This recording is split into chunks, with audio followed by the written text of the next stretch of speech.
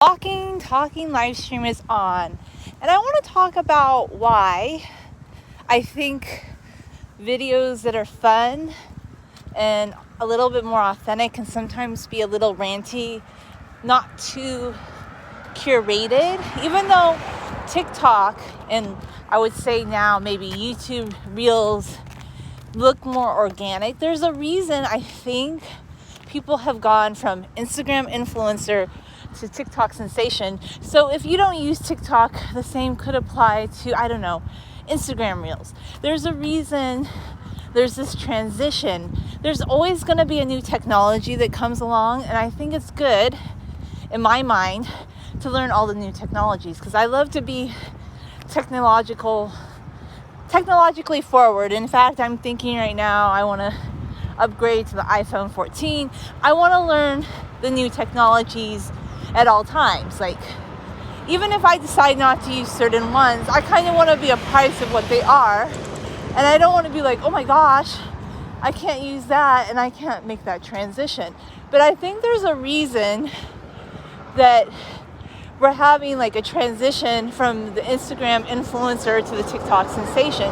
Some of it might be novelty, but it might just be that sometimes things change, just like back in the silent movie era.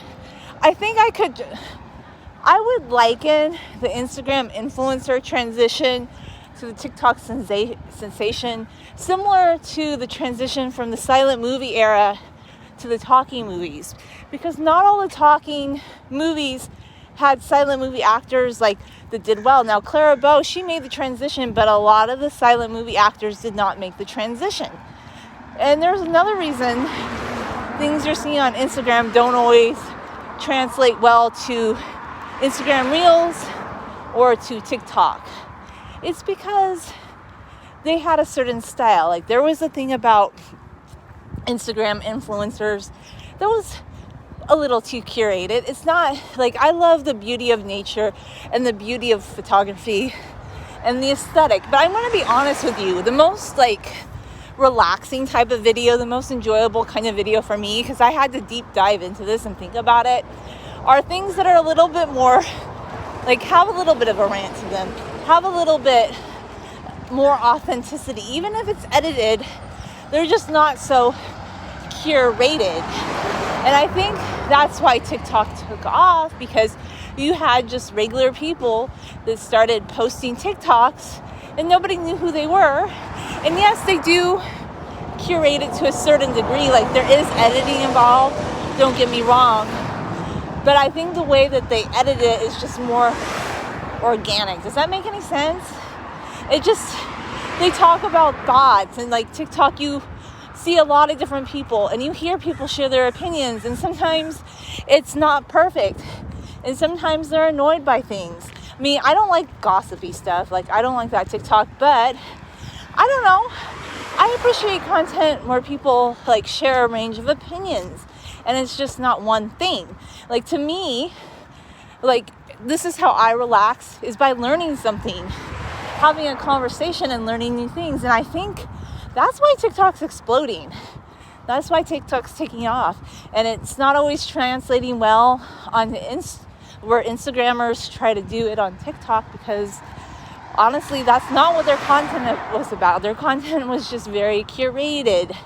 So, when you're thinking about your content, I think there's definitely a place on YouTube, on Instagram, and on TikTok. And you can be a very relaxing person, by the way, by just being 100% authentic and being like, you know what? I don't just have to have this persona. I can share my opinion about something. Because those are the videos I like. And I had to do a deep dive thought on it.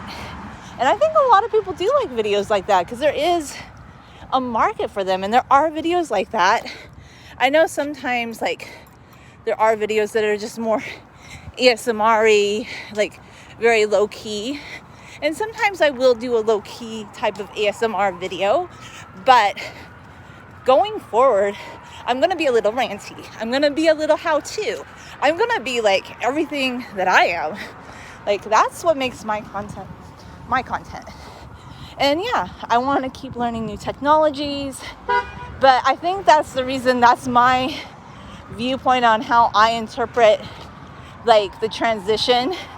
And actually, I kind of encourage people to be a little ranty sometimes on social media. It's kind of fun. Like, those are the videos that catch my ear, you know? And they're actually more relaxing in a way, because I feel like, I know how this person thinks. Like, I know a lot of people right now, I'm not really taking sides on the Kate Middleton versus Meghan Markle debacle. I don't care about the royal family. I think that's not really something I care about. But I know a lot of people like to roast Meghan Markle, but she had an opinion, okay? She said the pomp and circumstances of the royal family wasn't all that.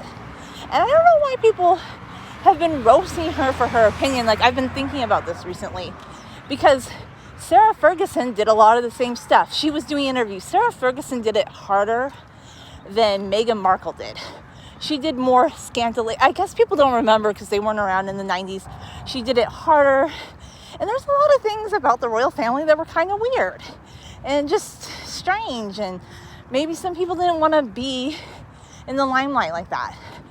But that's another comparison. Like, sometimes when somebody has an opinion about something and they decide that they don't want to do something anymore, that's actually a good thing, and it's healthy because they know where they're going. Not that I agree with everything she does, but I don't understand all the hate she gets, honestly, because she just decided she didn't sign up to do that.